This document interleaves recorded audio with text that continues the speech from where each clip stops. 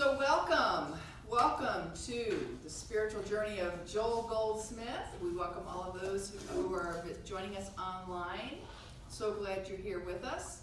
If you get a chance, if you find value from this course, I invite you to press the Donate Now button. That gives you a chance to get that law of circulation. You can give back to the center for providing this information. We'd love to have you be a part of that as well. So we're going to start, as we always do, with an opening prayer. So I invite us just to all just take a breath. Feel yourself fully supported in your chair. And let's take a deep cleansing breath in and let it out. Another breath in and let it out. In this moment, I declare and know that the one power and presence is right here, right now. I know that there is nothing else beyond this presence, that God is all there is. And so I know that God recognition that I have within me that knows that indivisible essence of God that is always there is a part of me, it's a part of everyone in this room, part of everyone who is watching this video. It's a part of everyone and everything on this planet and in this cosmos. We are God, and God is us. And so I unify with that God essence right now, knowing that I bring the very best of the God consciousness into this room and into this class. I know that each one of us in this room also does that we are here to show up, to be in full support of our spiritual growth, learning about this modern mystic on whose shoulders we stand. I know that Joel Goldsmith is indeed had a life of revelation, a life that we can all look to and know that as he found his oneness with spirit, so can we.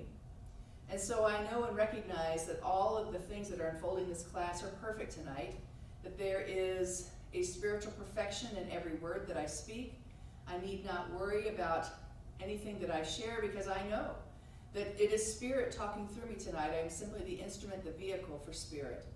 I simply let myself go and surrender to the spirit within, knowing that everything is said at just the right time and heard in just the right way and finds its way into each and every heart that is here. And so I bless our time together.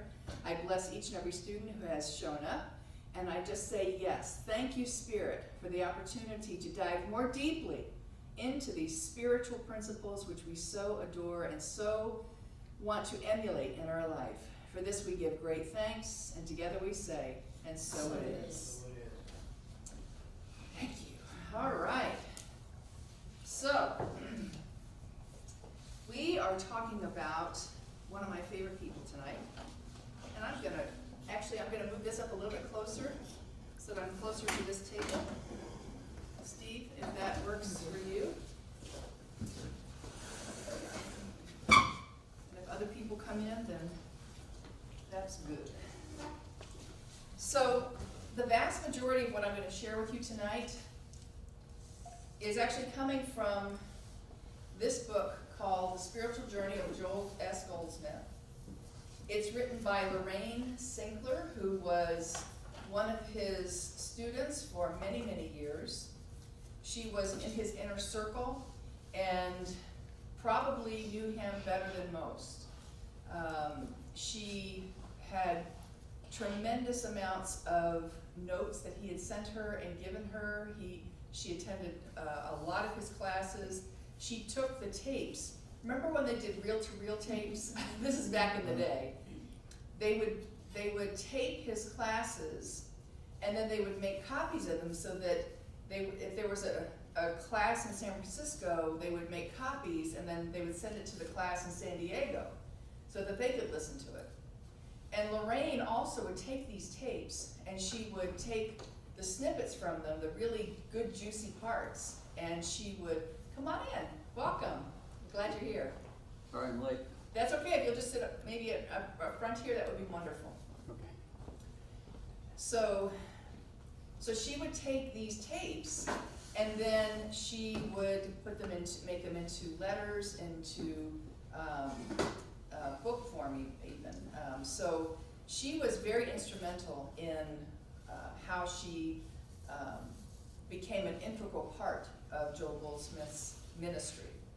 So I just welcome. I'm going to be talking mostly about this book, The Spiritual Journey of Joel Goldsmith by Lorraine Sinkler. I'm also going to throw in a few other things. I actually met this man. His name is Walter Starkey, and that's spelled Starcke. It's pronounced Starkey. Walter wrote a wonderful book called It's All God. And I met him a couple times. The last time was in Philadelphia for a practitioner meeting. He was a student also of Joel Goldsmith, and he talked about his personal experiences. And then he wrote this wonderful book called Joel Goldsmith and I. So we'll talk about that. And also Ernest Holmes had a part in Joel Goldsmith's journey, and we'll talk about that. I've got some documentation on that, and we'll cover that too.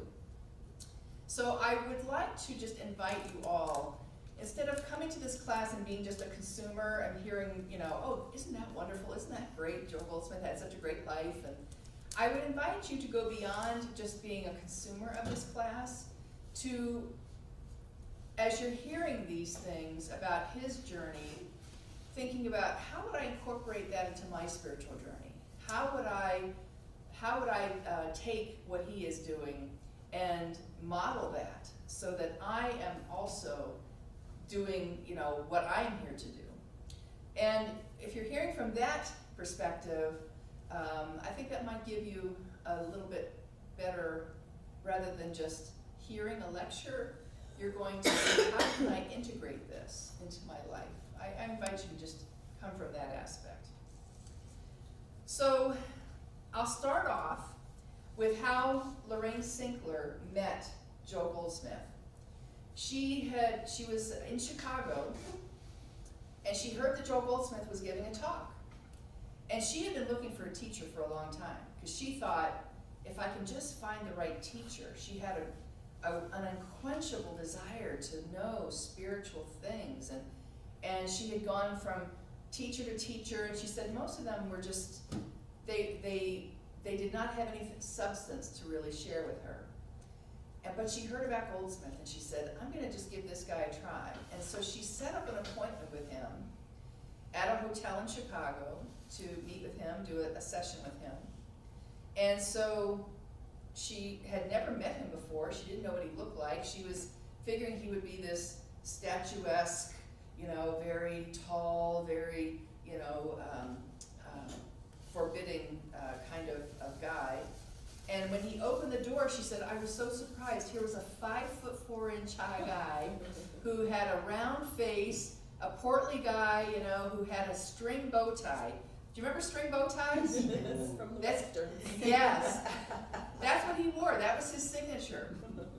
And so she opens the door, and here he steps out. And, she said he had this shock of, black hair with gray peppers in it. And that, she was a little taken aback, but she thought, oh, okay. And so he invited her to come in, and she sits down, and he didn't say anything. He just went to the silence for 5 minutes. So she's sitting there, and now she's getting nervous because she wants to impress him, about what she knows. And so he finally opens up his eyes after 5 minutes, and he says, so what do you want? What is it that you're seeking? And she said, I'm a part of God. And she's stammering, and he goes, no, you're not. No, you're not. You are the fullness of God. Don't ever let anyone tell you otherwise. And she said she knew in that moment that this was her teacher. This was someone who could really go to the heart of what she was trying to learn, that she was not a part of something. She was the full expression of God. So from that, they sat and talked and talked and talked. This man who would not talk when she first walked in, they just chatted away for the next hour, and they became fast friends, and she became his student. So from that moment, it became very clear that he was to be a very big part of her life, and he certainly was. It went on for about 20 years. So to go back to who Joel Goldsmith is, Joel Goldsmith was actually born on March 10th, 1892 in New York City. He was from a Jewish family, and he grew up, they did not really practice much of the Jewish tradition, but he clearly, did not go to church. He didn't learn anything about the Christian philosophy at all. And his father was in the importing business. Back in the late 1800s, early 1900s, factories were just really getting started, so at that time a lot of clothes were handmade. And so his father would import lace, handmade lace from Europe, and then he would sell it to the dressmakers in New York City and beyond. And so Joel grew up in a very loving household. He had a sister, his mother, they were rather well off compared to a lot of people in New York City. And he found that he didn't really care for school. He was not a great student in school. He completed the 8th grade, and he started high school, his 9th grade, but after a few months, he got kicked out of high school after he had an argument with his principal, which didn't really bother him because he was like, who needs school? I've learned everything I need to. But I really was astonished when reading that again. I was like, this man really only had an 8th grade education and went on to become a giant in the New Thought philosophy. So as soon as he was kicked out of school, Joel's father said, okay, you're going to learn the family business now. So he took him into the importing business with him, and Joel started traveling with him, and he was really trying to learn how his father was making a living. But something happened while Joel was growing up, actually even before he got kicked out of school. His father had started to travel to Europe on business to get these handmade laces. And whenever his father would make a trip like that, which is, let's face it, they didn't hop on a plane, they were getting on a boat, and they would travel for weeks. A little black case would have to be made up every time he made this trip. And in this little black case, which had to go down to the drugstore to be filled up, it was filled with bicarbonate of soda, other aids to digestion, and aspirin. It says there were 12 remedies that had to be ready for each trip, and the black case usually came home practically empty. In fact, there was so much illness in the family when he was a child. At one time, Joel thought seriously about becoming a doctor, and he started reading medical books because he saw that illness was a huge issue with his family.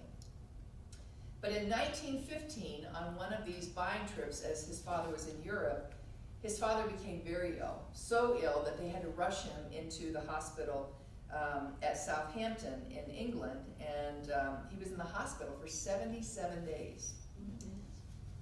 Then the cable came from England back to New York City to his mother, and the cable simply said, Goldsmith dying, send for body. His father was about to pass away.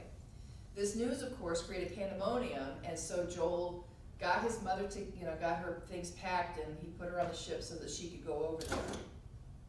Well, that night, Joel had an engagement to take a friend to dinner, so he decided he should call his friend at home and explain, I'm sorry I can't come, too crazy here. But when he arrived there, he met her father, and to whom he confided that he had put his mother on a steamer that afternoon to bring back his father's body. And the conversation, as Joel described it, went something like this. The girl's father then asked, when did your father die? Well, he's not dead yet, but he is dying, or he may be dead by now, and Joel showed him the cable. Oh no, he said, you're a very young man, and your father, he's got to be comparatively young too. He doesn't have to die. To Joel, that seemed a strange statement. He doesn't have to die. The doctors say so. He's been in the hospital for 77 days. Now, how many of us have heard a doctor's prognosis and taken it as complete, that's it. No questioning. That's what his family had done. So the father, the girl's father, says to him, well, have you heard of prayer and prayer healing? No, the only prayer I know is now I lay me down to sleep. But Joel said, do you mean Christian Science? He'd heard just enough that, he was wondering about this. And the father said, yes, Christian Science. And Joel said, mind over matter. Well, I've read about that in the paper. You don't really think that would help anybody, do you? The father said, I'm a Christian Science practitioner, and I do believe it. So Joel said, if it can't hurt, why not try it? So he thought the practitioner was just going to pray to God. And if he were holy enough, that maybe God would answer him. There's that Santa Claus God that sometimes we think, well, if I'm only good enough, then maybe God will bestow this grace upon me. Joel knew nothing about healing by prayer. So, it didn't do any harm. As a matter of fact, it helped, because when Joel's mother landed in England, his father was up, dressed, and ready to go home. And for 25 years after that, he knew of almost no illness, even surviving his wife by a number of years. So this miraculous recovery led Joel now on a whole new exploration. He's like, wow, I've got to know about that. So he started reading books. He started studying Christian Science teachings. He started taking classes, and he read a lot of Mary Baker Eddy's writings, and this started him on his journey of getting a lot of the things that, growing up in a Jewish household, he'd never been exposed to. He'd never read the Bible. He started reading the Bible. And so this was a whole new thing for him. So then World War I happened. And because he was of the age, he actually enlisted in the Marines. He wasn't drafted, he enlisted.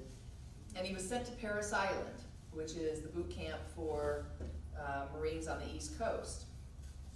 So he gets to Parris Island, and he's really having trouble, because a lot of the people, and actually they were actually having announcements in the paper, come to the Methodist church or come to the Presbyterian church. We're going to pray the enemy will be destroyed. And he couldn't come to terms with that. He's like, I can't pray for somebody to be destroyed. That doesn't make any sense at all. So he actually found in the Marines there was a little group of Christian Scientists that were there in the boot camp with him. And so they would talk about how can you ponder the teachings of Jesus, the teachings of the Master, and then go out and kill. It doesn't make any sense at all. He said it was then that the Bible, which was at his bedside, dropped on the floor and opened to the passage, neither pray I for these alone. In that moment, the passage was illumined for him, and he saw the mistaken zeal in the practice of the churches that opened their doors to pray for the victory, while none of them was praying for the enemy. Suddenly he knew that the only righteous and effectual prayer anyone could pray is the prayer for the enemy, a form of prayer which from that moment on he began to practice diligently. Now, again, think about the times back then. That was a very radical thought, to be praying for the enemy. Even today, if you say, let me pray for Saddam Hussein, or name your evil person, a lot of people would have trouble with that. They would have trouble. What was that?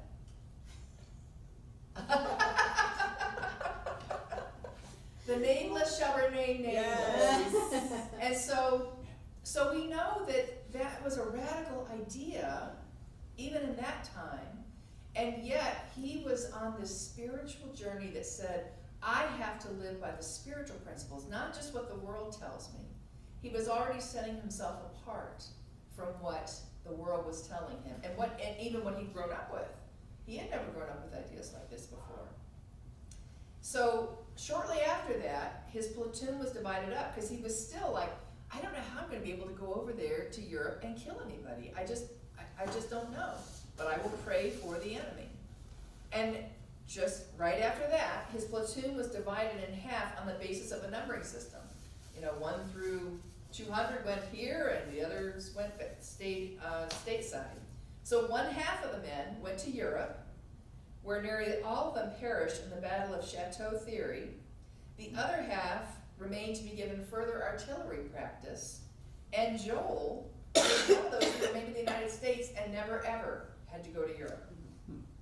So his stance for his spiritual leanings allowed him, the Spirit said, don't worry, you're not going to have to worry about that. And he never did have to worry about picking up a gun and firing it at someone. And I think about that often. Just that alone, here he was still a very young man trying to figure out his way in the world, and here he decided, I just can't do that. Even though my country is calling me to service, I can't kill anyone because of my spiritual beliefs. And Spirit provided the way that that didn't have to happen. And I think that's a fabulous, fabulous demonstration there. So after World War I, after the war was finished, his father's and his business collapsed because now all of a sudden factories are popping up all over the place and mass production of clothing is now the norm. And people aren't hand making their dresses and their fine attire anymore. So all of a sudden there was no business at all. So now his business is failing, and he comes down also with tuberculosis, which back then, if you got a diagnosis of tuberculosis, that was almost a death sentence. It was very, very difficult to recover from such a disease. So he went to a Christian Science practitioner, and he said, I need help. They've given me 3 months to live. 3 months. And going that way is not a pretty way to die. And so the whole circulatory system, your lungs, everything is impacted. And he was already experiencing some really severe symptoms. So he goes to the Christian Science practitioner and he says, you've got to help me, because I think that, I know that I can be healed. I just have to know that. Can you help me? And this Christian Science practitioner said, of course you can be healed. And so he worked with him, and in 3 months, Joel Goldsmith fully recovered. Not an issue whatsoever. As a matter of fact, when he stated that, years later, someone was very skeptic and said, come on, you could not have recovered from tuberculosis. That's just not possible. And Joel Goldsmith said, okay, tell you what, I'll put myself for a lung scan, and we'll prove, that there's nothing there that would lead you to realization that I still have it. So according to Joel, when they got the scan, the x-rays back, his left lung was completely healthy, and in his right lung, they could not see a lung at all. All they saw was muscle. So, and Joel didn't know how that could happen, and yet what had happened was he had been healed. So that damaged lung simply went away.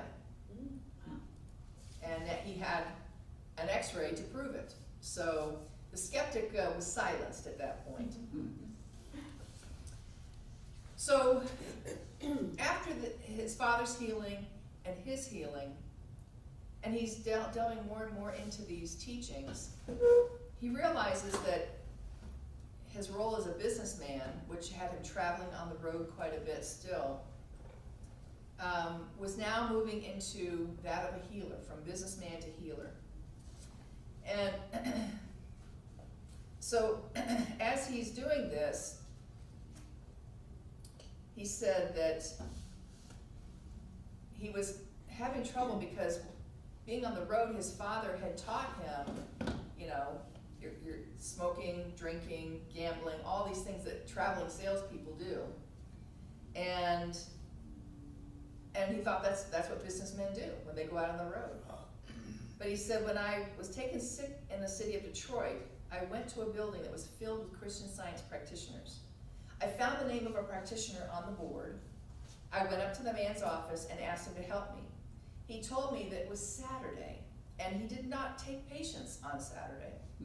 That day, every Saturday, he devoted his entire day to prayer and meditation. So Joel said to him, of course you wouldn't turn me out for looking the way I do. And he said, and I was really looking bad. So the man said, no, come on in. And he said he permitted me to stay there 2 hours with him. He talked to me about the Bible. He talked to me of truth. And he said long before the 2 hours were up, I was healed of the cold that I had. And I went out to the street and I found that I couldn't smoke a cigarette anymore. He said when eating my dinner, I found that I couldn't drink alcohol anymore. And the following week, I found I couldn't play cards anymore. And I also found that I couldn't go to the horse races anymore. And he said, and the businessman had died. Now, isn't that fabulous? He goes in to be healed of a cold. And yet Spirit knew that this was the transition he was making from businessman to healer, that he needed to be healed of those distractions as well. And so I know that when I read something like this, I know the things that we face, the distractions that we face day in and day out. There's absolutely a way that we can be healed of those distractions as well too. He said, within 36 hours after my first spiritual experience, a woman buyer who was a customer of mine said that if I would pray for her, she believed she would be healed. The only prayer that I knew at the moment was, now I lay me down to sleep. And I didn't see how that was going to do much healing. But she insisted that I pray for her so she would be healed, and there was nothing for me to do but pray. So I closed my eyes, and I'm happy to say that I've always been honest with God. I said, Father, you know that I don't know how to pray, and I certainly know nothing about healing. So if there's anything I should do, tell me. And very, very clearly, as much so as if I were hearing a voice, I realized that man is not a healer. That was the extent of my praying. But the woman did have her healing, which was from alcoholism. The next day, a traveling salesman came in and said, Joel, I don't know what your religion is, but I do know that if you pray for me, I can get well.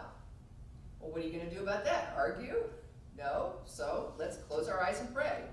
And so I closed my eyes and said, Father, here's another customer. But while my eyes were closed and I thought nothing was happening, the salesman touched me and said, wonderful, the pain is gone. That was a daily experience. The only problem was that I had too few customers and too many patients. He had way too many people coming to him for healing now than he did coming to buy his goods. Where had it taken place? It had taken place in my consciousness, not anywhere else, not outside. I was the same individual whose sole thought had been business and pleasure. All of a sudden, my thought was on God and healing. The same individual. A transformation such as took place in the experience of Moses, a realization of true identity, an experience that must have taken place in the minds of many others before and since. Now, we've all heard stories about those transformative experiences. I think of like Saul on the road to Damascus, and he was blinded by the light and then became Paul. The scriptures talk many, many times about transformative experiences where people literally become like a new person. And that's exactly what happened to Joel as well. That he was living a life very much like what most people in that day and time were living. And yet, Spirit had other ideas for him and provided an opportunity for him to heal all those distractions. So now Joel is recognizing that he's got to do some spiritual practices because he didn't know how to pray. He had to take the classes, and he didn't know how to connect with God. So he had to learn those things. So the local Christian Science church had the classes, and he began having all these people come to him. So he opened a very small office, and it was a struggle for him in the beginning. He said, as a matter of fact, he would sit there, and he had made up his mind, as I shared with you yesterday on the platform, he'd made up his mind, I'm going to sit here until clients come to me. And it was very, very slow beginning at first. But I love how he tells how the struggle helped make him who he is. He said, if I've been looking for supply, meaning money coming in, I'll tell you truthfully, I found more lack than I'd ever known before. If I've been looking for health, I didn't find it. And if I've been looking for home and companionship, I can tell you that I was down and had no friends and home to go to. I can't tell you how many times you guys have been in classes before where someone will say, I prayed for prosperity and I lost my job. Or I prayed for, a right relationship and my spouse dumped me. That happens very often. Would you agree? That we're praying for something and all of a sudden the opposite of what we think is happening. And yet, Joel called this his house cleaning. Because many times what really is happening is we're simply being divested of those things that we no longer need, that no longer serve us. He said, when the spiritual light touched me, it took from me everything in my human world: position, income, friends, family, home, and money. It was a house cleaning. And I'm sure that some of my former friends looked at my spiritual demonstration and must have said they would rather get along without God. I can hardly blame them, judging from appearances, because the outer picture was bleak. And it wasn't bleak for only a week or two. As far as I was concerned, I wasn't aware of the outer picture except that it was happening. But it wasn't touching me because inside something wonderful had taken place. I really left this world and to come into the realization of my kingdom. And when Joel Goldsmith uses my or me, that's his word for God. And he said, so probably I wasn't as aware as my friends of all the lacks and limitations I was going to. But the point is that it was a spiritual experience, a religious experience. This is where he had to really have the grit and determination to keep going. Because don't most of us, the first opportunity when something isn't going our way, that's not working, let me try something new. And he had to really say, no, I'm going to see this through. And he eventually started feeling that inner knowing that something was happening, but there wasn't anything on the outer to confirm it. It was all on the inner. And yet this is the life of the spiritual seeker, that we have to walk by faith, don't we? Rather than by that which we can see, touch, taste. And it can be a very lonely life, would you agree? Because all of a sudden your friends that you had before are gone because they don't get what you're talking about, this new spiritual stuff, and you have to find a new tribe. You have to find a new inner circle. And that's exactly what Joel was going through.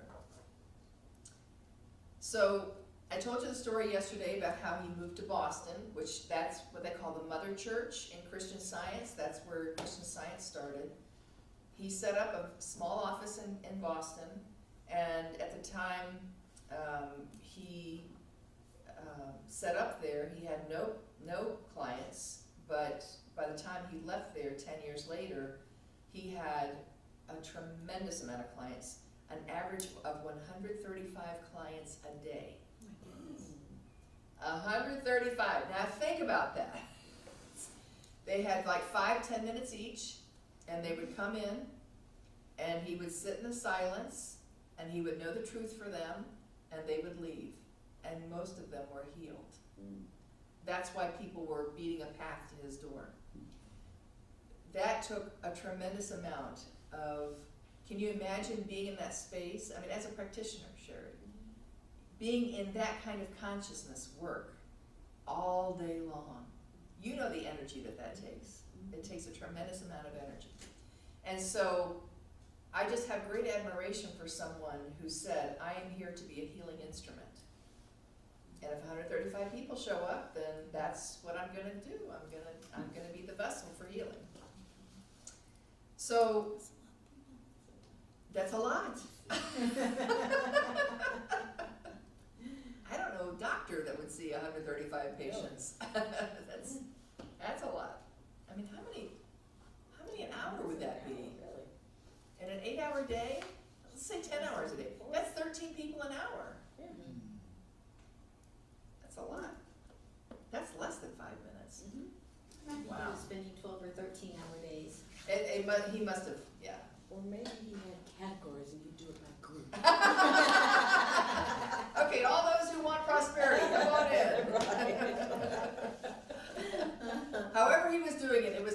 lot of time and energy for him to do that.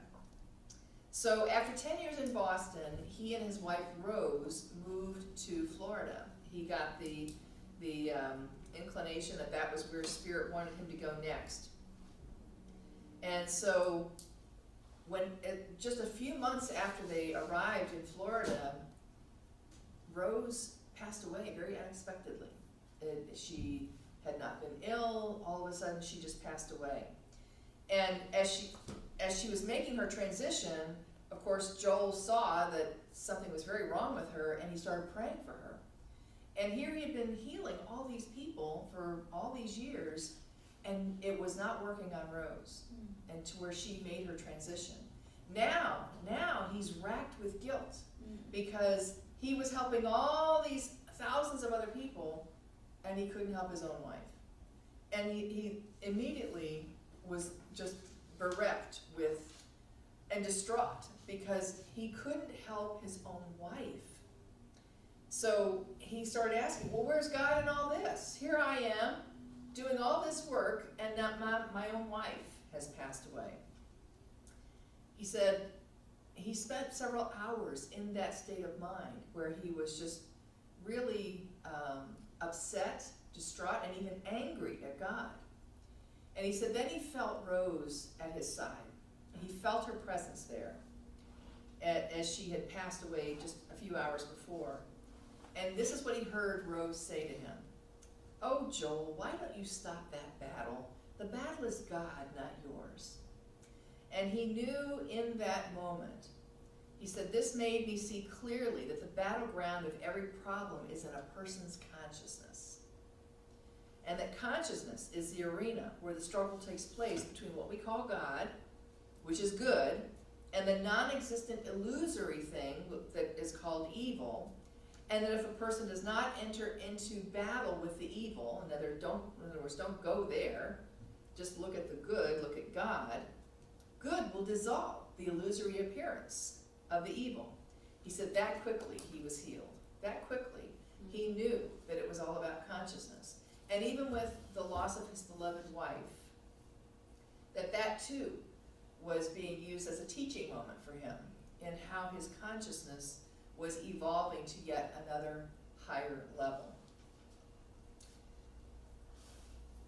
Joel had another interesting experience happen. When his wife passed away,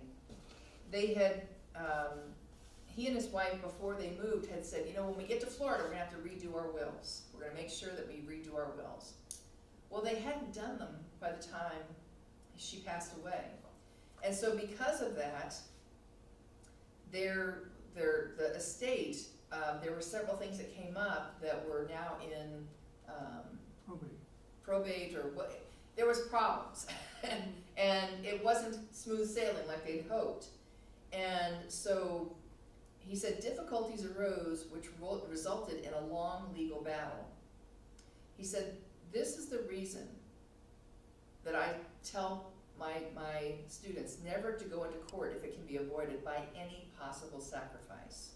He said, the still small voice said to me, those who live by the sword shall die by the sword. It came to me in such a way as to make me understand that I had no right to go to law, not even in this case where I was morally right, and where I had been assured not only by attorneys and by judges that I was legally right. But instead of taking the word of God, I decided to seek the advice of men, who told me that I was very foolish and was just letting my substance be taken away from me. Because they were like, look, just sue. It's yours by right. Just sue. And he said, if I just had thought, that's not my battle. God's on the scene for the battle. He said, it did not represent too great a sum of money. That money was all that I had. So I was convinced by others that I was right to fight for it. But the warning came the second time from Spirit. Those who live by the sword shall die by the sword. Do not go into court. My friends, however, prevailed over God. I went into court. I lost the case. It was sad and painful. A hard lesson, but one that I learned. And this is what I love. He says, the law is a fine thing, just as armies and navies are fine for those on the level of consciousness where life is lived by might and by power. But those who come to a higher level of living by the Spirit, it is wrong to use the weapons of the earth. Let us stand clad in the armor of Spirit, and we will never find injustice. I know now that I would have not suffered injustice had I not gone to court. I brought it on myself. Now, that's a powerful stand. When I think back to all the times when I have fought so hard to be right in my life, anyone with me on that? Yes? When we fight because we know we're right. It's not our battle. It's not our battle. I love how the Course in Miracles says, would you rather be right or be happy? And that's what Goldsmith is telling us, that at all costs, avoid the court. If you can, avoid that. Because the legal battle is not something that is yours to go into. That takes a very strong faith, doesn't it?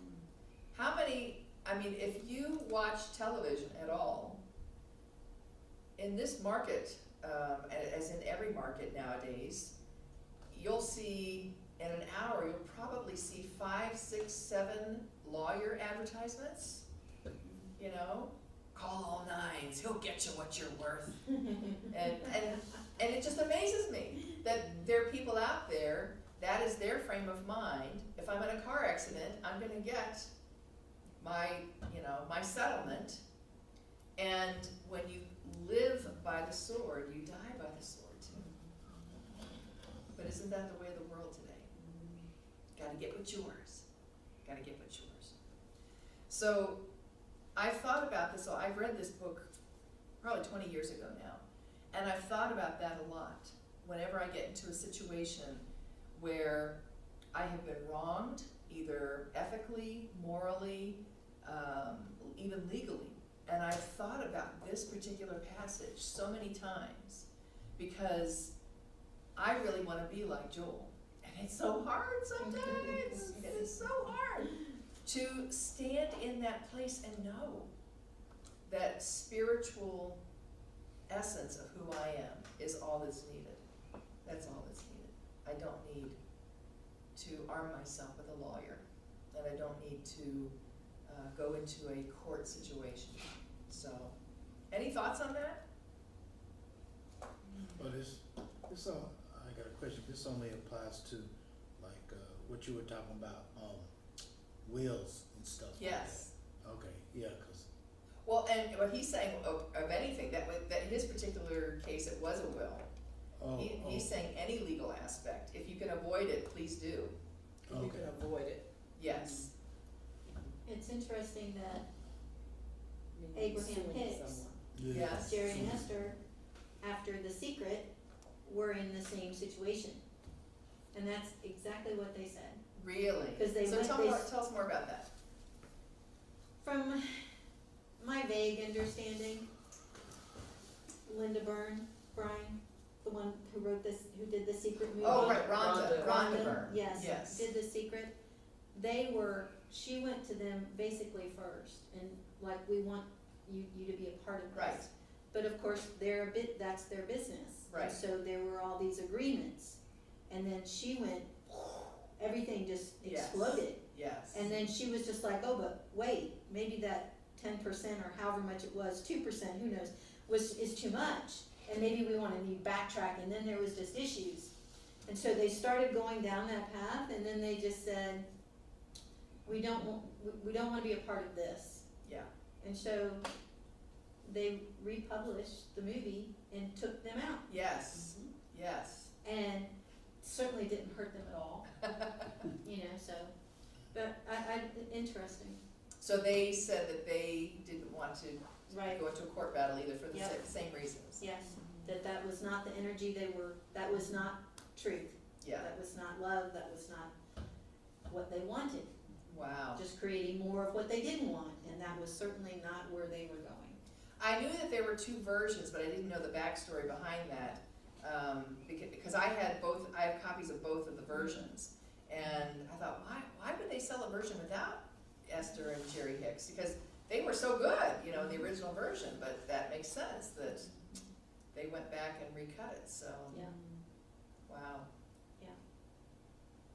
Anything else, Sherry? Were you gonna say something, or? No. Oh, okay. I'm sorry, tell me your name again. Jack Rowe. Jack. I'm Sally, nice to meet you. All right, so we see here that there's a lot of things that Joel Goldsmith is having to make some serious decisions about who he is as a spiritual being, living in a human experience. Because we've all decided to incarnate in this form, and yet we're still spiritual beings. It's what, in the Bible, in the scripture, it says, you must be in this world, but not of this world. So we're in it, but we can't be of the world. We still have to have that spiritual essence of what we stand for and who we are in truth. I think it's also interesting, I feel that we have agreements before we get here with certain people that we want to play this certain game with them, that his wife, who, if it had been a long illness, we know he would have healed her, Yeah. but she chose not to give him any time. Yes. And that she was so knowing she was leaving, that it was just probably just like that, and he just, Yeah. you know, that was interesting too. And that their time together was only for that certain level of his spiritual growth, Yes. and then it was no longer needed, so she made her transition and moved on, but was an instrument of his evolvement. Absolutely. I love that. In more ways than one. In way more ways than one, Yeah. yes, absolutely. But also, it's that idea too, that they say with us, with any practitioner, it's the most difficult thing to treat for yourself or a family member, Yeah, because we're just so much a part of that, our stuff, so committed to our own stuff, it's hard to be clear. yes, So I could certainly see you yes. in that situation as Just to well. separate yourself from Yes. the Yeah, it's angst so of immersed knowing in it. that your loved one is that ill, yeah. There was something else about that, the way you characterized it, or the way it was read in the book, and that is, I heard you say he felt like a failure because Yes. his wife died. Yes, I've run into practitioners over the years that felt like if they treat for somebody and they die, they have failed. yes. How do you justify that? I mean, everybody dies. And Yes. Right. Yes. I can't say Everybody dies. so. You might None of us get out of here alive. if you treat for right action, the right action might be it's time for them to go. Yes. Nurses face that. My wife's Yes. a nurse. Yes. So We ministers face that, yes, absolutely. yeah. I've seen And some of that. That's the best way I can describe that is when you become a practitioner, when you become a minister, you learn the secret of letting go. You don't attach to an outcome. Sounds like he attached an outcome to. Well, yeah, it was his wife. I can understand why. Yeah. But we're going to cover that a little bit later, because there were so many times he felt like a failure. That he was dispensing his wisdom to the world, and at some point, like way down the line, he goes, "I'm a failure. I'm a failure," and it just boggles my mind that he would think that. And so, when we're attached to an outcome, just as you said, Jack. My father, when he was dying of cancer, my stepmother came to me and said, pray really hard, you gotta pray for him. And I said, absolutely, I'll pray for him. Now, he didn't ask me. My stepmother asked me to pray for him. And I said, absolutely, I'll pray for his highest and best, absolutely. And now, who am I to say his highest and best isn't releasing a body that has been riddled with cancer? Yeah. So he can go on to his next experience, which is what happened. So, because my father, when I talked to him, my father said, well, the doctor's given me 6 months. And I said, Dad, do you believe that you can be healed of this? Well, the doctor told me I only had 6 months. I said, yes, but Dad, can you believe? Can you believe that I can believe that you have way more than 6 months if you so choose? He could not. He was so bought into the authority figure who had told him, you have 6 months. And honestly, he had checked out a long time ago. a long time ago. So you're absolutely right, Jack. We don't know if the healing takes place on many levels, not just the physical. It takes place on the emotional, the spiritual. There's just so many ways that someone can be healed, and the body usually is the last place. So I think that we have to let go of what our idea of healing is. Abraham Hicks says that rather crudely. They call it croaking. And they purposely say croaking because it sounds disrespectful and there's no such thing as dying, so Right. we're gonna say croaking, so take that. I love how they make it so succinct.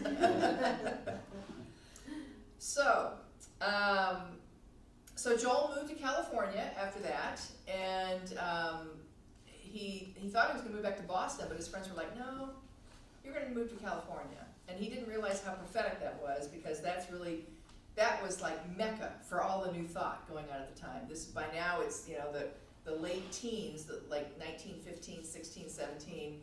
A lot was happening in Southern California at the time. So he goes out to California, he remarries, and he feels the urges to write. He feels like he's got to write something.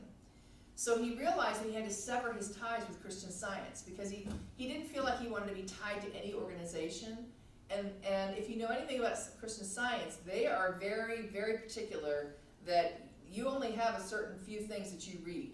That's it. You only read, you know, the approved literature of Christian Science, which had served him well for his training, but now he wanted to express spirit in his own way. So he cut his ties, he left being a practitioner with Christian Science, and he began to write his seminal book, The Infinite Way. The Infinite Way. I love this book so much that when it came out in a leather-bound edition, I bought it. I have so many copies of it at home. This was the 50th anniversary edition of it. But this little book really was a start. And Joel, when he wrote it, he thought, well, maybe a couple of my friends will buy copies. Maybe, you know, he had no idea that, yeah, all these years later we would be studying and still buying this book. So he sits down to write, and when he actually had it printed, he only had 2,000 copies printed, because he thought, you know, who's going to buy this? Maybe a couple of my clients and a couple of my friends. But as he's writing this book, a couple of people in California there had heard about him and heard about how he started attracting a healing clientele again. And they said, would you please teach us a class? And he goes, I'm not a teacher. No, I'm sorry, that's not what I do. And they said, no, come on, please, would you just teach us a class? And would you teach us a class on the Bible? Now they're asking this Jewish man to teach a class on the Bible. So he thought, well, that's pretty ironic, let me see. And he had studied the Bible, but he still didn't feel like he knew enough to teach a class about it. So they persisted, and he ended up teaching this class to them. And he said when they met on the first Friday, the class was on Friday nights, and he said when they met on the first Friday, there were 4 married couples who came to my home. They were very much shocked when I told them that the ministry of Moses, I love this, the ministry of Moses was a human ministry, leading ignorance, superstition, and illiteracy out of itself into a preparation for something better. That is why Moses never entered the promised land. Isn't that great? Good humanhood is a preparation for, let me read that again. Good humanhood will never take a person into the promised land. That's just by being good in your life. Mm-hmm. He says good humanhood is a preparation for it. But then your teacher who told you about being good has to leave you. And the spiritual one has to come along to lift you into divine consciousness. He said that was the subject of our first lesson. 3 of those couples thought it was wonderful. The other couple thought, this is blasphemy, and they hit the road. They never saw him again. He said, but then the next Friday night, 4 other couples came to replace the ones that left.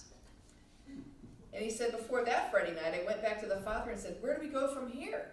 It was you that started me off last week. I think you did all right, and you must have something something for me this week too.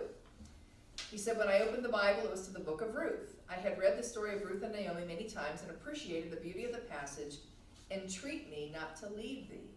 But I could not see the spiritual message in it. I read it over several times, and all of a sudden its meaning dawned on me. So when he asked Spirit, what shall I teach? When he offered himself up as a vessel for truth, Spirit always came up with a message that he could use. He said after the 4th week, it was decided to continue the class for another 6 weeks. 32 people were now meeting together, and that's all the room would hold. So from there, it started building. He who thought he was not a teacher had attracted all of these people. He who thought he did not know the Bible and was not a reasonable person to teach the Bible was being given opportunity after opportunity to express Spirit in a really pure form. Isn't that fabulous? Talk about walking by faith. I just love that. So during this time, Ernest Holmes invited him to speak. Ernest Holmes, the founder of religious science, invited Joel to speak at the Science of Mind Center, which was the main center at that time. And as usual, Joel did not present orthodox metaphysics, instead giving up the truth as he saw it.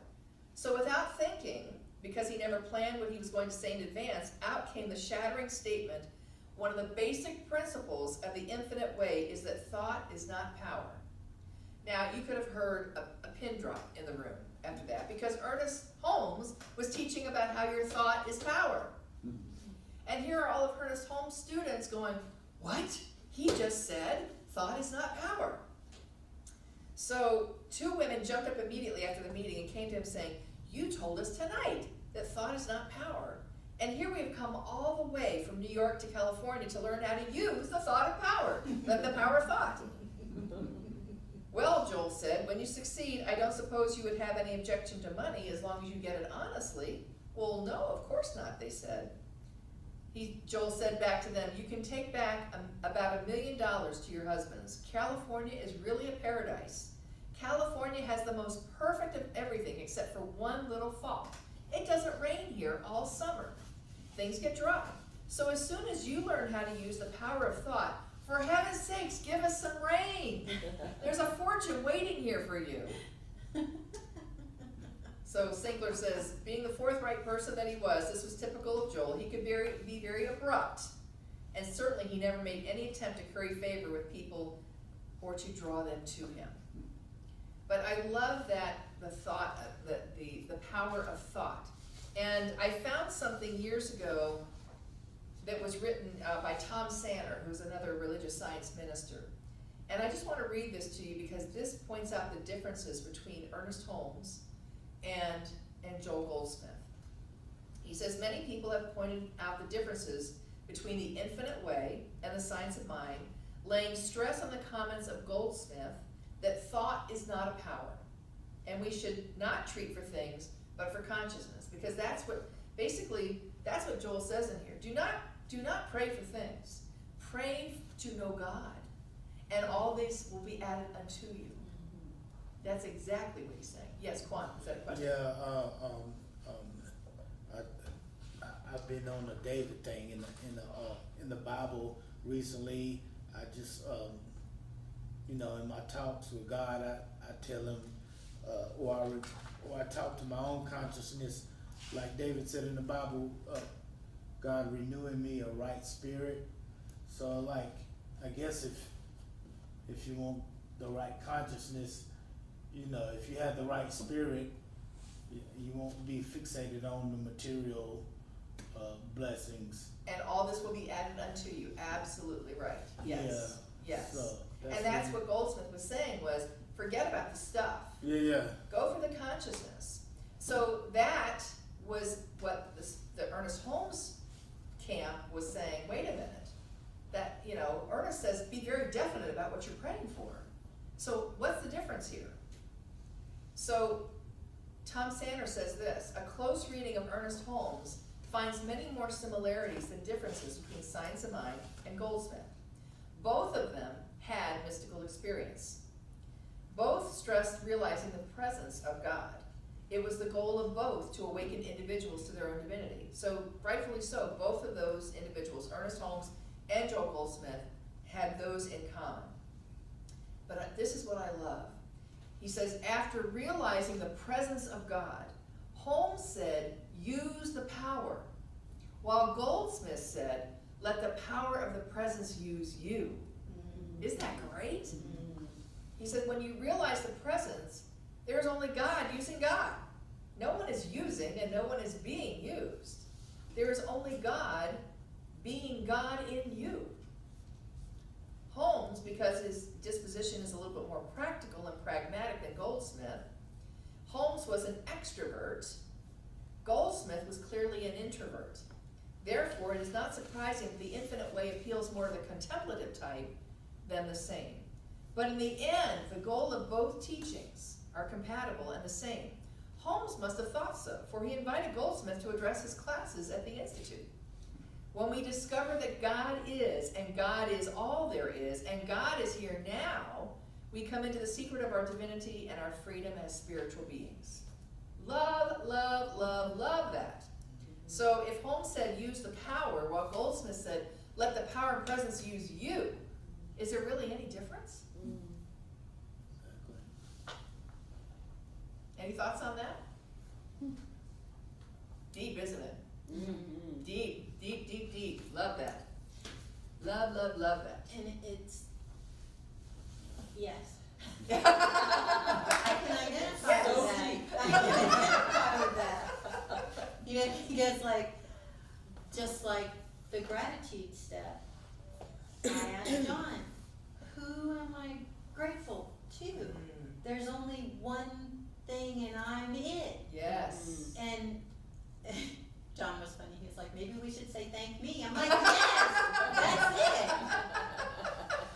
So I've been playing with that, and Yes. it really is that, it's a big step. Yeah.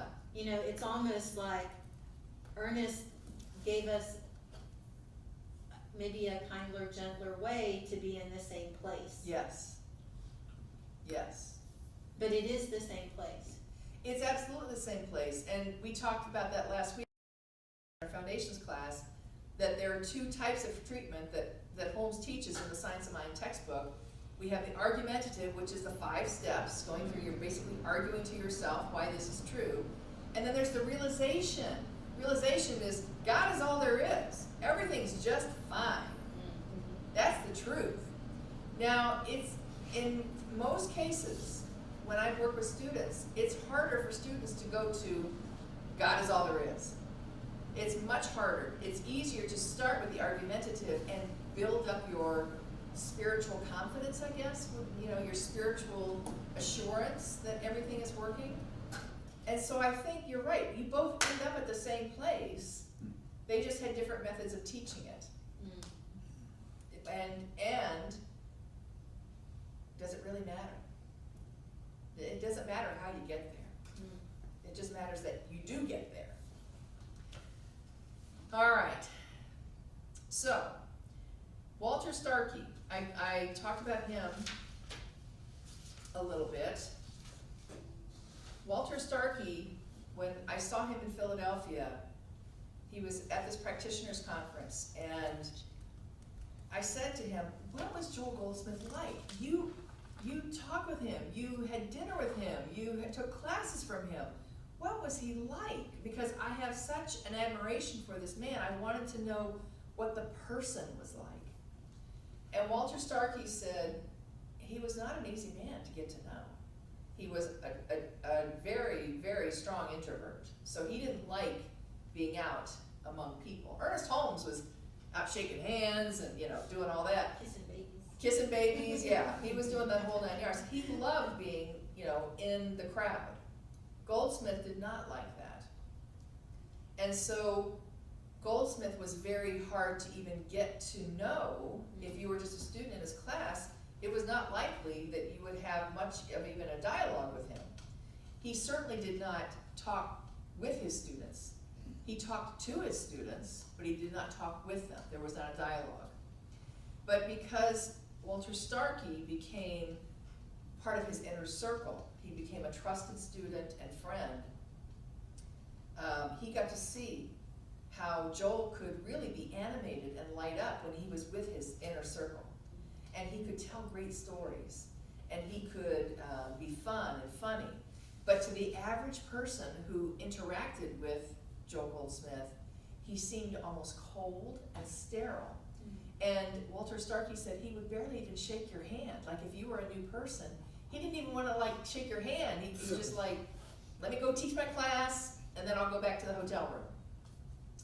So it was a very different style of teaching, you know, because these days we want our teachers to be more accessible, I think, you know, to have more of an opportunity to get to know them on a personal level as well as on the spiritual level. So this wonderful book, which I highly recommend, he talks about how he got to meet Joel Goldsmith. This book is called Joel Goldsmith and I by Walter Starkey. He met Joel Goldsmith because Walter Starkey was in the theater.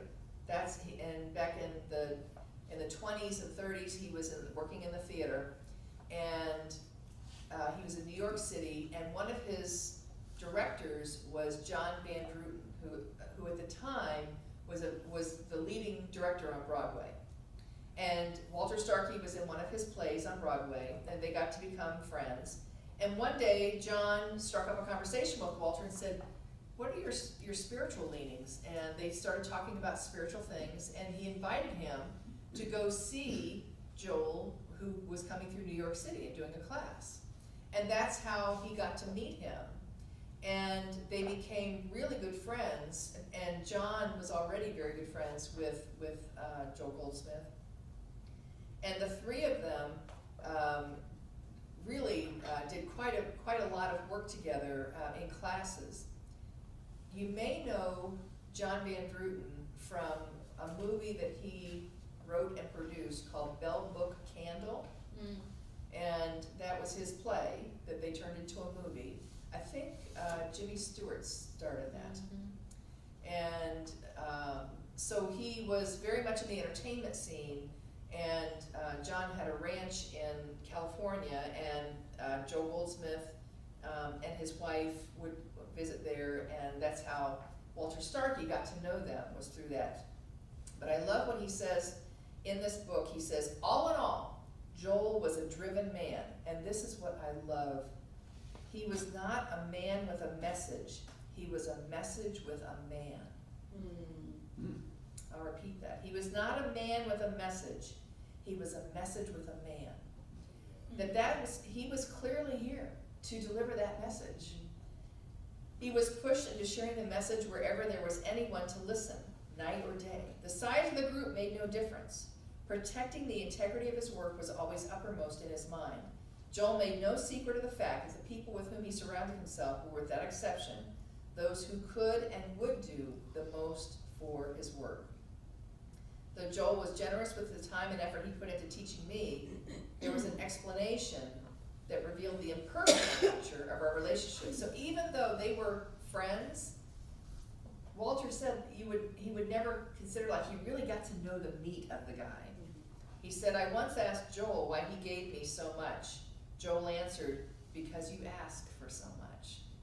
So he was available to his students in that way.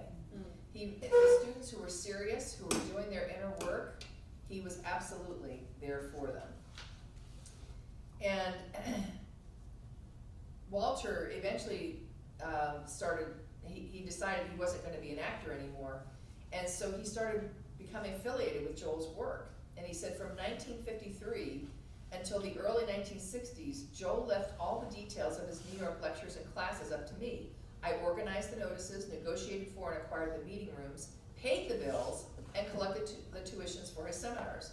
Joel didn't want to be bothered with any of the production side. He never questioned me, but always said, just give me whatever's left over. He said for 5 days of 4-hour-a-day classes, he charged only $25, which was very little even then. His goal wasn't to make money from his lectures. He told me that unless those who attended didn't value what was taking place enough to pay something, they wouldn't complete the circle and receive anything. Isn't that interesting? Joel had absolute integrity when he came to his work. He honestly didn't care about the numbers of people. He gave as much to a dozen as to 1,000. He felt the masses were not ready for his message, and he didn't want to attract people by offering them the land of milk and honey. He believed that without elaborate promotions or advertising, the Spirit would lead those to him who were ready to hear what he had to say, and it did. He did allow them to put a small notice in the newspaper saying that Joel Goldsmith would talk on the infinite way, but not that it was about healing, supply, or any of the catchwords that would bring people into the class. In no way did he ask for audiences for money, either for his healing work or to cover meeting expenses. At the public lectures, a bowl would be placed at the door for those who wanted to put in a love offering, but no announcement made of the fact. Now talk about having faith. He just knew that his supply was coming to him and through him. So he didn't worry about, I gotta, charge an exorbitant fee, I gotta make sure I'm covering my expenses. He just knew that all of that was being taken care of. And so Walter saw firsthand, how he did his business as well as attend his classes. So the principle of no power, I'm going to pass this out because this actually comes from one of my favorite of his books is called Invisible Supply. And this is about how it says finding the gifts of the Spirit within. How when we recognize that we are already prosperity, it's just there. It's just there. What I'm about to hand out comes directly from that. And while I'm on the subject, because I know that people are going to be asking, well, what are some of the best books that I can read? Practicing the Presence, this is actually required in practitioner training, and it's one of the best books, especially on going into the silence and meditating. And then, The Thunder of Silence, another one of my favorites. So in all, you'll find out about 40 plus books out there. Here's the fun fact. The only book that Joel Goldsmith wrote was this, The Infinite Way. Everything else, Lorraine Sinkler took the notes from the classes and the tapes that came from the classes, and then she would put them together in book form, and he would read them and edit them and make sure that that was, that was correct. And then the books were published with his name on them and edited by Lorraine Sinkler, but he did not write any of them. He didn't sit down at a typewriter like he had with The Infinite Way. He wrote them verbally. He wrote them verbally, and actually Spirit wrote them, I guess, if you put it like that. So, it surprises to me when people say, "Oh, he was so prolific. He wrote so many books." He really didn't. But this principle on no power goes along with what we were talking about earlier about the thought power.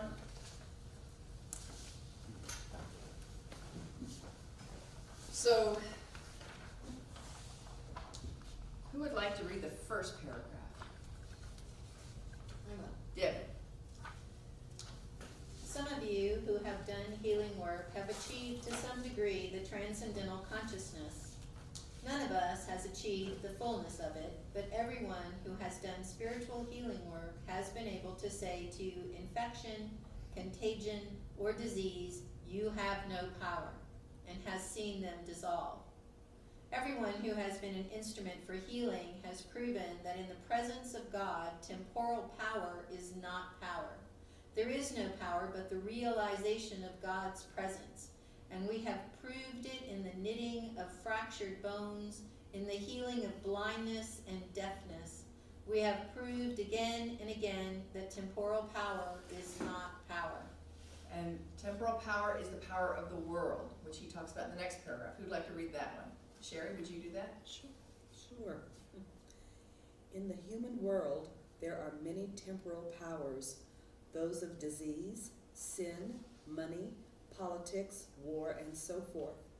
If you pray in the nonsensical manner of the past, God, overcome my enemies or overcome those atomic bombs, you are wasting precious time because God has never done so and never will. God does not do something to an evil power. God is not a power over another power. God simply is the only power, the all power. Prayers have failed in the past because they have tried to overcome a temporal power, which is not a power. It is like trying to overcome a mirage in the desert. How can you exert power over something that does not exist? In the past, prayer has been used to exert spiritual power over other powers, but there are no other powers. Juan, you wanna read? Do not pray God to destroy any enemy, not even the enemies we call sin and disease. Do not think of God as a great power that will go out and do battle with sin, disease, lack, limitation, and death. Rather, look upon God as spirit, life, love, always where you are, and filling all space. Then seek a greater awareness of what the kingdom of God is, what the supply of God is, what the companionship of God is, and what the household of God is. While you are tabernacling with God, witness how the affairs around you are falling into place without your taking thought about them. When you attain the realization that what appears as an evil power is not power, harmony will appear in your experience. Isn't that great? Mm-hmm. Woo. Mm. And Steve, you wanna take the last one? Wow. Oh, my glasses on. Realize that my kingdom, the Christ kingdom, is not of this world, and yet my kingdom is only power of any world. Then, when you are present with an appearance of evil, whether it is in the form of sin, disease, war, discord, communism, capitalism, or whateverism you don't like, ask yourself, is this spiritual power? Is this a God power? Of course not. God is too pure to behold iniquity. There cannot be an evil power of God. God sent forth the Master to show the nothingness of sin, disease, lack, and death. No sin, no disease, no lack, no war could ever emanate from God. Therefore, this appearance of evil you are faced with must be only temporal power. Once you recognize it as a merely temporal power, you will realize that this means has no power, because that which is not of God is not power. What you are faced with only appears as effect and is temporal. Spiritual power is invisible. God, the all power, is invisible. Therefore, any danger that is so clearly visible cannot be power, cannot be of God. So, for those of you that are watching online, this is coming from the book Invisible Supply, which is pages 120 and 121. If you wanted to follow along, but the principle of no power is what we're talking about here. So what did you think about that, what he said in there? So profound. Because don't we rely on temporal power Mm-hmm. almost on a daily basis? And we give into that we see disease, we see lack, we see chaos, we see government breakdown, whatever it is we're seeing, we buy into that as a power, and yet what he's saying here is it has no power at all, unless we choose to give it our power. So what's the answer to that?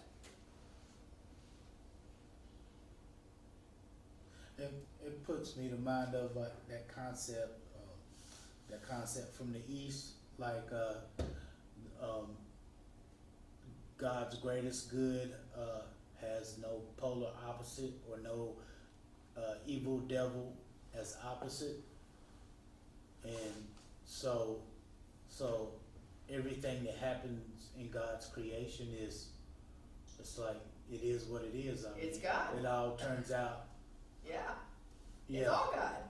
Yeah, there's no opposing, Right. and God's good, so. Because when we are going into opposing or evil or any of those other words we throw around, that's called duality.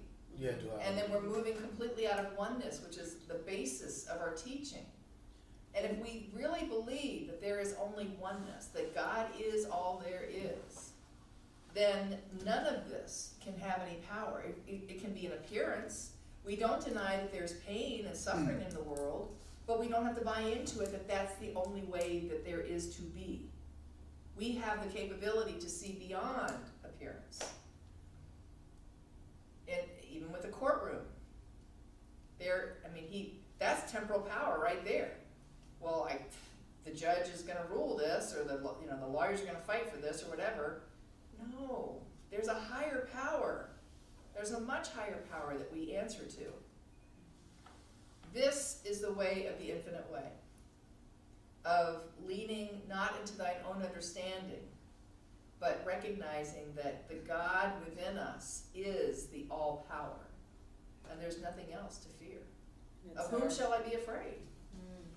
And it's our being out of alignment, Yes, our misalignment with that, when we don't recognize that yes, on a moment by moment basis. Yeah. And then just come back to the oneness, yes. the power that is the one.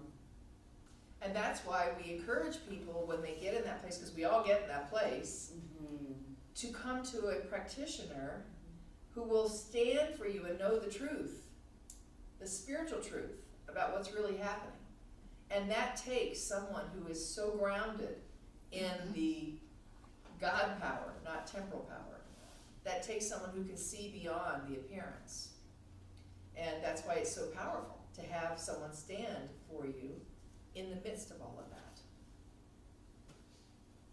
And that's why we love our practitioners. Because they're so well trained to see beyond the appearance.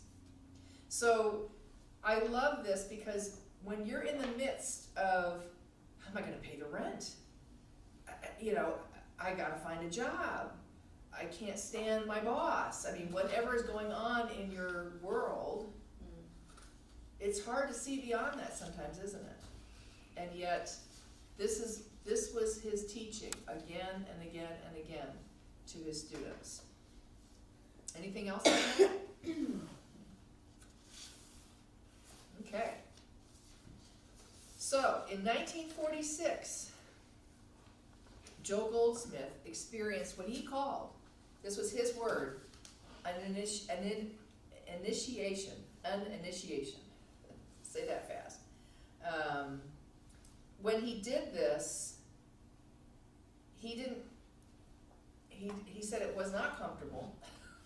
It was not a pleasant experience, and yet it was what was needed for him to let go of the old and move into the new. And so, What year are we now? 1946. 46. 46. And so I'm now on page 59 in the Spiritual Journey of Joel Goldsmith. In 1946, the year after I was told that would be my year of transition, because he was so good at listening to Spirit. He would go into meditation and Spirit would say, go to New York, or don't go anywhere right now, just stay where you are and meditate. And he had been told the year before that 46 would be a year of transition for him. He wasn't sure what that meant, but he knew that it was going to happen. He said, a member of my family said that for several days I had eaten no meat, and he asked if that was an intentional and if there was any reason for it. It was the first that I was even aware of it. Evidently, it had been an unconscious act. Within a day or two after that, however, in July, the spiritual experience of initiation began and lasted for 2 months. He said, every morning at 5 o'clock I was awakened and made to sit in a chair until 7 o'clock, 2 solid hours. Every day I went through an inner illumination that seemed to open my consciousness, and it was as if I was witnessing the equivalent of a Masonic initiation. It seemed that I was witnessing an awesome ceremony and being initiated into spiritual truth. I considered this the first illumination, which was a revelation of something I could specifically grasp hold of and say, now I know what this is, and I can tell it. He said, and that was the year in which the Infinite Way was completed. It was the most beautiful 2 months of my entire life. And at the end of that time, I was told in very plain words, from now on you will teach, but you will never have to seek a student. You will accept only those students who are led to you. You will never need anything, and you will let transpire whatever transpires. Is that cool? To know, okay, I'm here to be a teacher. My students will come to me. Doesn't matter how many, from where. I just know that I will be taken care of. I will be supplied, because it's my job to be the vessel of Spirit, to be the instrument of Spirit. And so he finally gets to that place where he's bearing the fruit of all the years of him meditating and seeking spiritual knowledge, because he'd been searching and searching and searching and reading and taking classes, and all of these things finally culminated in this initiation where he was told, okay, now you're going to really start to do the work that you're here for. What did the lack of meat have to do with that? He seemed to think that it was, again, a cleansing. The initiation was, I'm not going to take any animal products in. And some people feel that that's a very spiritual thing. Others say it doesn't have anything to do with it. So I think it's a very individual thing. I know Carolyn Mace actually, she talks about it, says you can eat cat food. It doesn't matter. It doesn't matter what you're eating. If you're spiritual, you're spiritual. You know, if you're a spiritual being, that's what you're here to be. So she goes, it doesn't matter whether you're vegetarian or not. Now, other people will have completely opposite ideas about that. That you know, that is a way to not take on karma of other beings. So Plants are alive. I would agree with you there. Kill that tomato. You murdered that carrot tonight. Yeah, I that's grew you, true. I'm going to eat you. Yes. Okay. So what happens? what's next? What's next? So the Infinite Way is completed. He's finally completed this book after all this time and all this. I mean, this is not a big book, but he really took his time to make sure that it was right.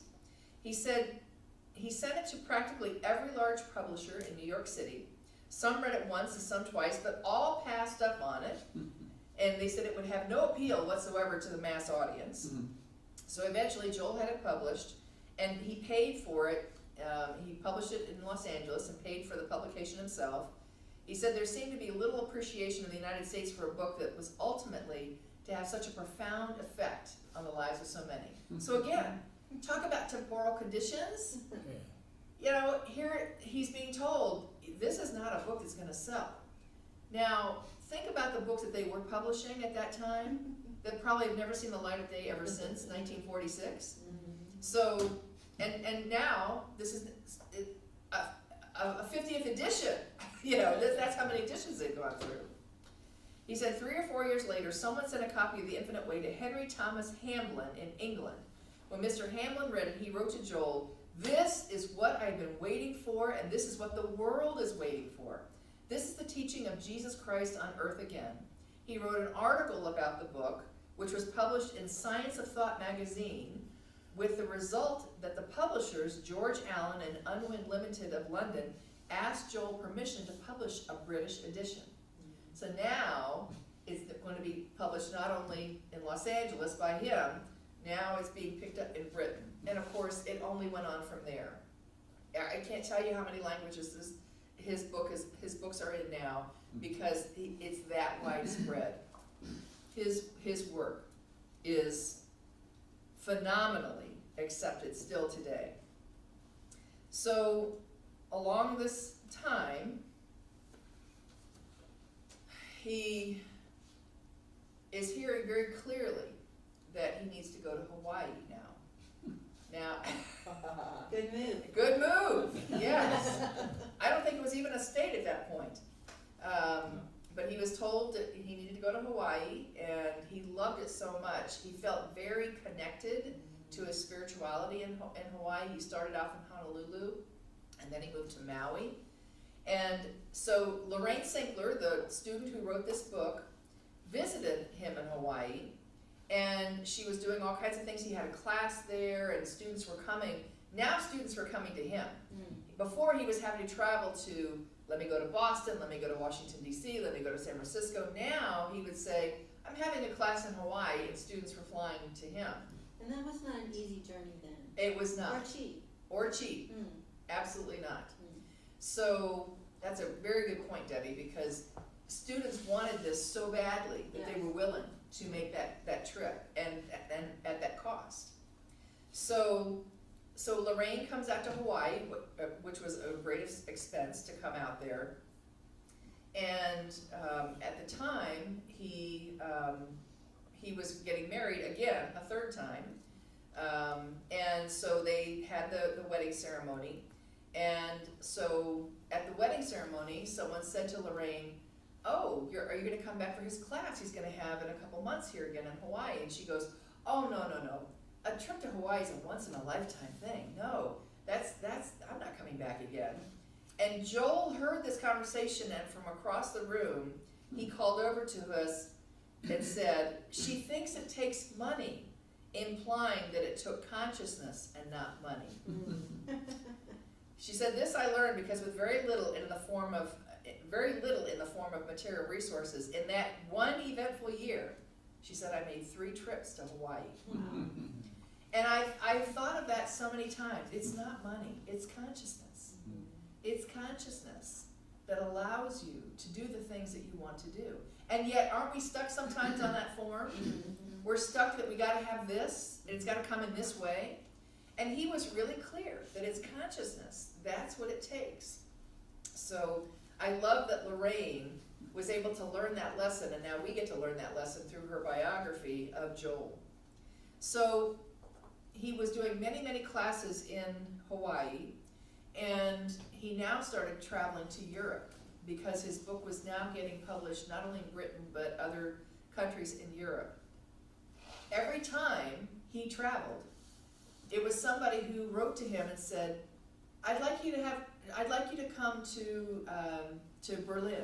May I please send you tickets, and I'll put you up in a first class suite, and I'll pay for everything while you're here, and you can have a class here, and that I can be a part of. And so every time he went out into the world, someone was paying for him, first class, every time. And this, again, was his demonstration of consciousness, that if he was to be a vessel in the world, that he would be fully supported in that. He wasn't doing it in a loincloth.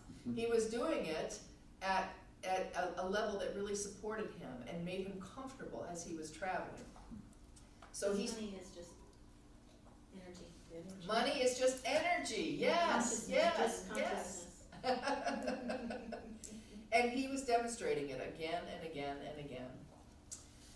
So Eddie Watkins Jr. has a verse that's a singer-songwriter. yes, He says, if God is all there is, then who's giving what to whom? yes, isn't that great? Yeah.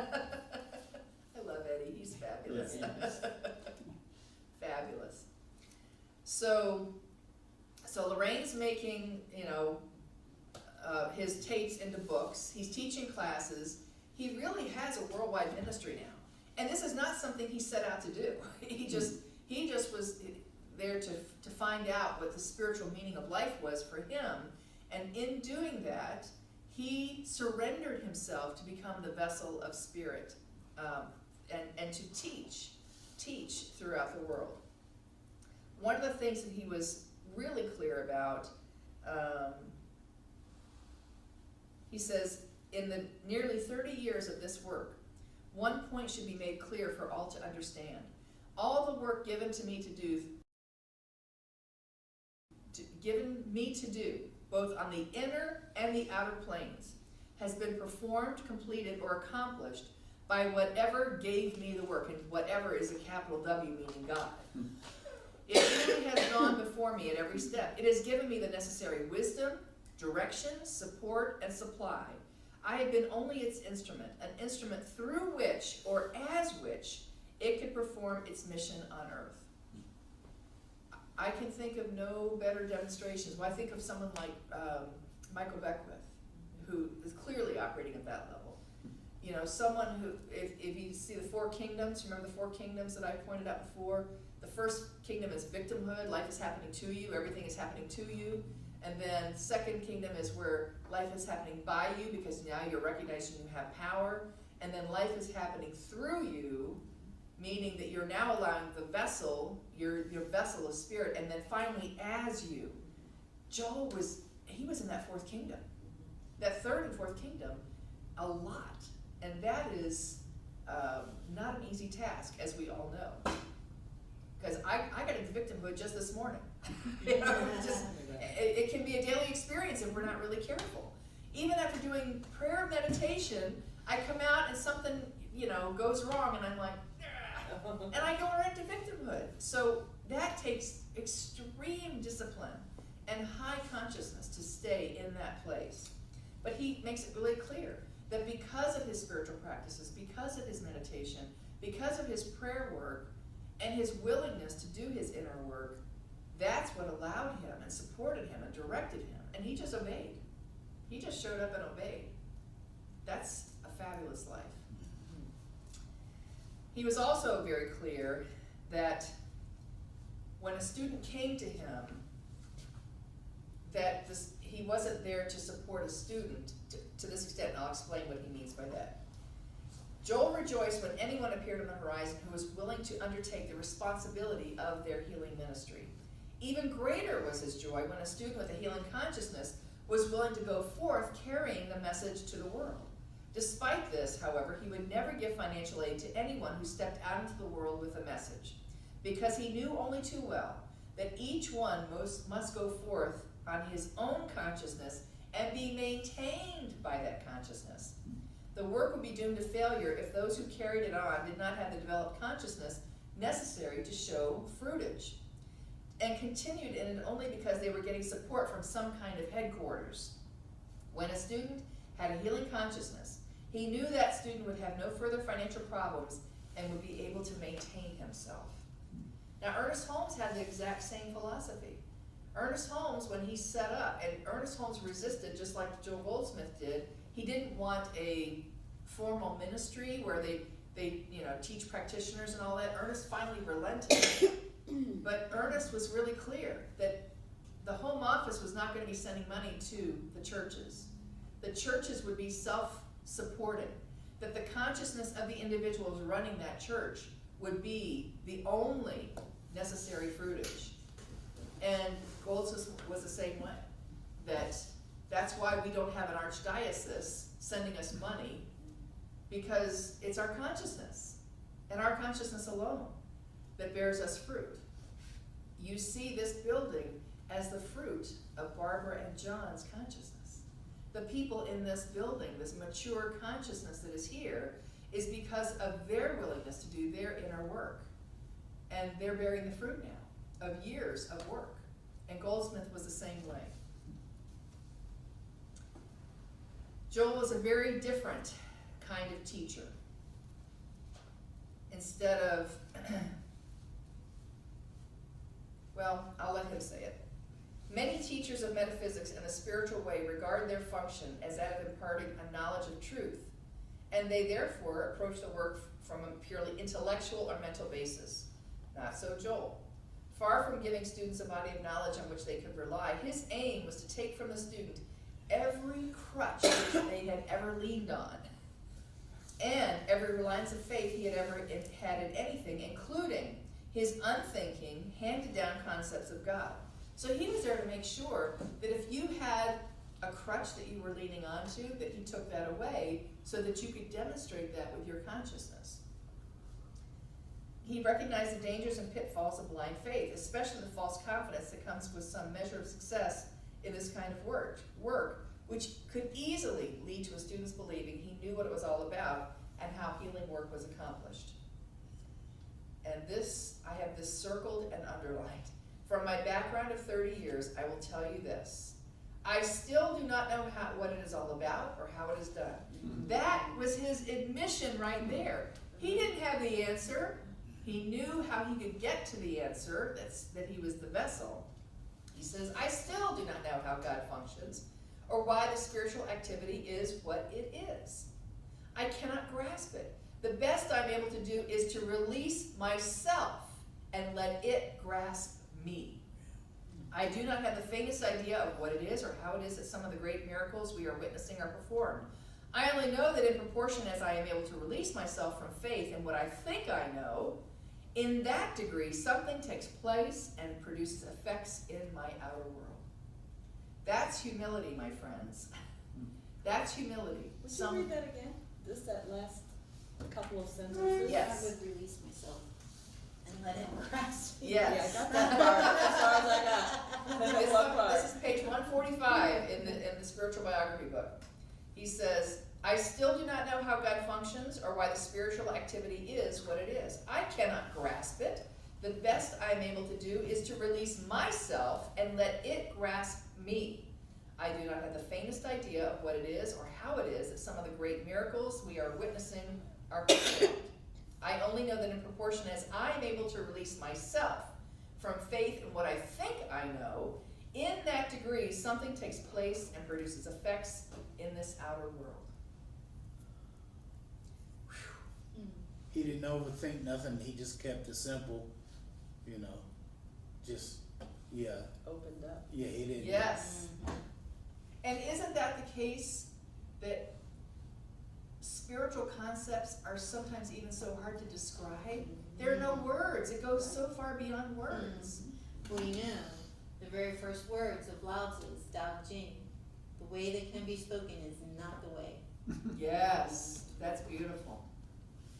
Yes. And do you know, he was leaving to go on a journey, and the gate man, because back then you had to be allowed in and out, they would not let him leave until he wrote it down. And the very first sentence was, the way that can be spoken is not the way. Wow. I was like, wow, isn't that just Yeah. brilliant? And that's why I love studying the mystics like Goldsmith. Exactly, that's the mystic's way. Because they got it. Mm-hmm. And even when they tell you they don't got it, they got it. Because it's an innate part of him now. He knows that he can access that part of him that knows what to do. It's not me, but the one who sent me that does the work. That's his message. And that you have that within you too. That we all do. You don't have to come to him for special healing. We all have that if we're willing to do the work, if we're willing to be there. So now, Jack, you talked about how he thought he failed. This is where later in his life, he really thought that he had failed. So let me see what year this might be. This is in the late 50s now. He says,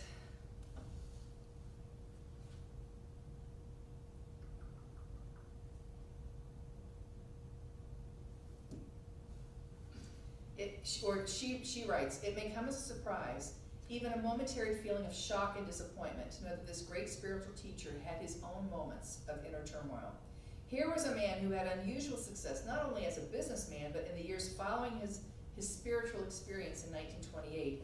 He had gained worldwide recognition because of the remarkable and apparently miraculous healings for which he was the instrument, and as a teacher of the spiritual way of life to whom students in all parts of the world flocked for instruction. Furthermore, the shelves of libraries and theological seminaries throughout the country and other parts of the world are stocked with the writings of this modern mystic. It should be of a comfort to those on the path who may feel frustrated at their apparent lack of progress. Yes, and desolate during periods of temporary barrenness, to realize that a person of Joel's spiritual stature, whose life was a dedication to others, and who had attained such great heights of consciousness, should have had such struggles. He thought he was a failure. He thought that with all these students, his books are everywhere, they're being taught in seminaries, he is held up. And he never liked being held up on a pedestal, but he certainly had that stature. He thought he was a failure, and that he could have gone so much further. I know there's moments that I have those same doubts. Why can't I be doing more? I thought that I would be further along. What a useless question or a useless statement to make. If we are here to really be the vessels of spirit, what's wrong with just being in that space? What's wrong with it? We're all being led. If we're listening. So he had his moments where he was absolutely having great doubts about who he was and the effect he was having, because he would see students that would come and go. He would see people that, even if they had a healing, were not willing to do the work. I mean, every minister, every practitioner has seen that. Would you agree?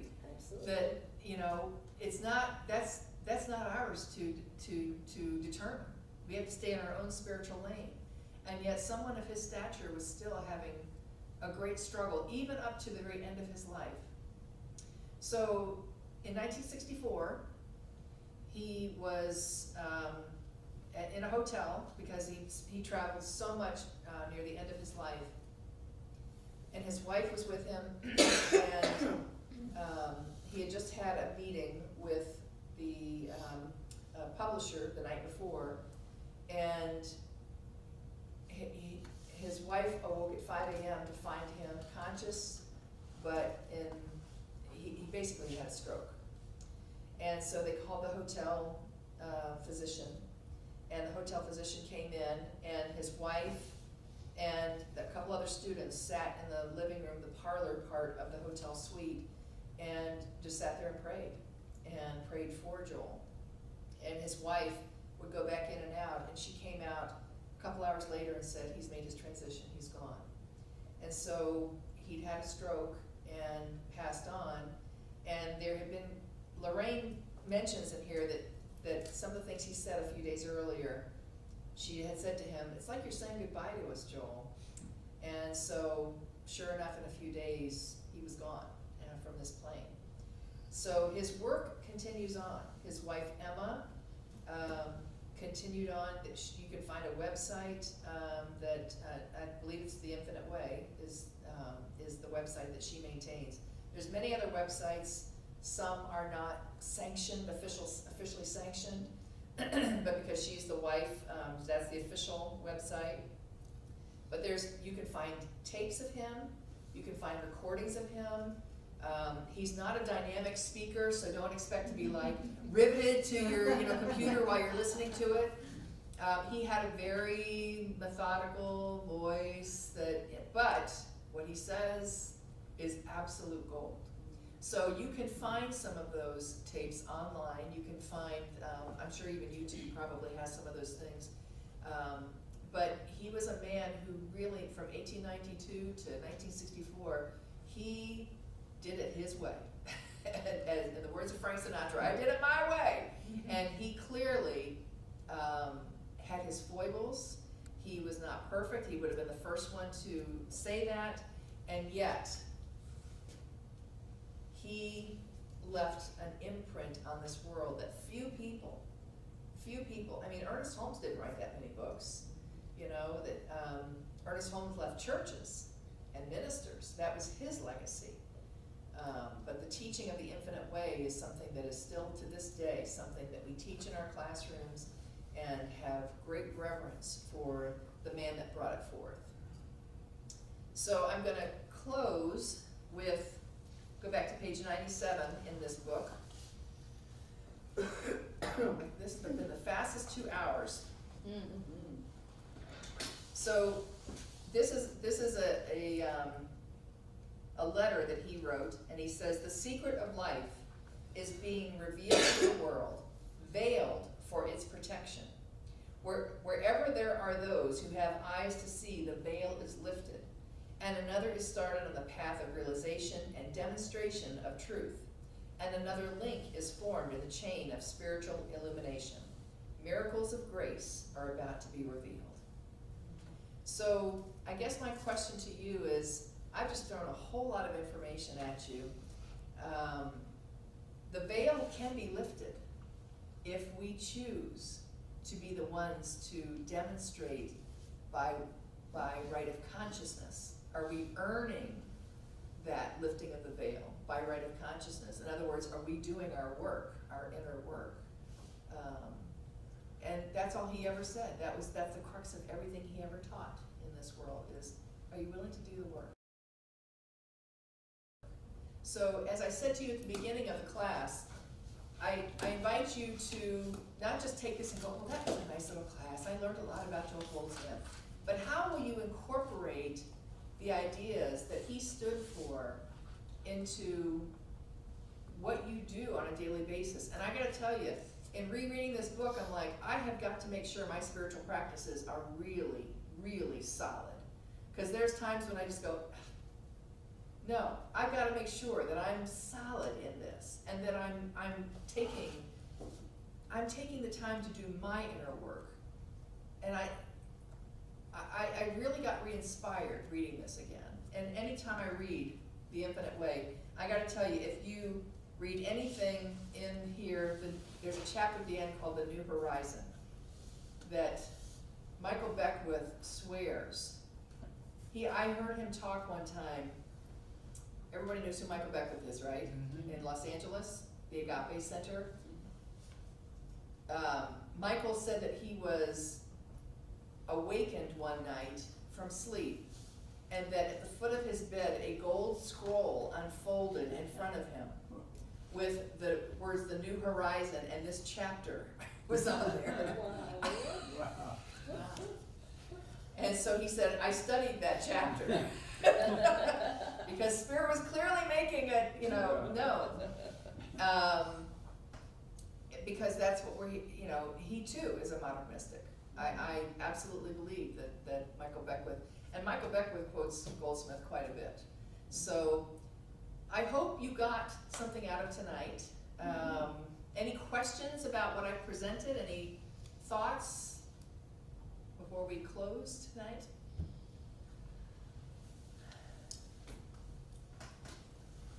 I think it's interesting how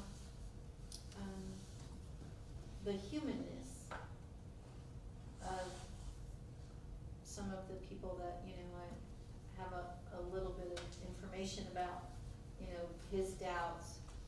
I was really surprised in the foundation papers that you've given us where Ernest wrote a letter to the man, and he's talking about really not having enough money. Mm-hmm. And I was like, wow. Because I'm like, why don't you just trade? But then I'm like, oh, right, well, he's in his humanness. Yes. And I have been to see Sai Baba, and I think that was what I took away was he's so normal. Yeah. It was just so normal. Yeah. I was expecting halos and rainbows or something, but Yeah. he was just like, oh, luck it out. Yeah. Yeah. So that humanness, I think, makes it accessible, makes them accessible. And especially hearing the struggles that they have, it really, it humanized his story for me. It's like, because you, and I even probably said this in the service, was sometimes I think, God, I should be so much further along than this, because I've been studying this for so long, and I shouldn't have the struggles that I have. That's just setting myself up right there. We're always going to have challenges. This is the human experience we've been incarnated in. Hopefully they're just better struggles. I'm not struggling with what I struggled with 5 years ago, thankfully, because I've learned. I just have bigger, more challenging struggles, because that's the human nature, is to constantly evolve. And even the modern mystics get to do that. They get to go through that as well.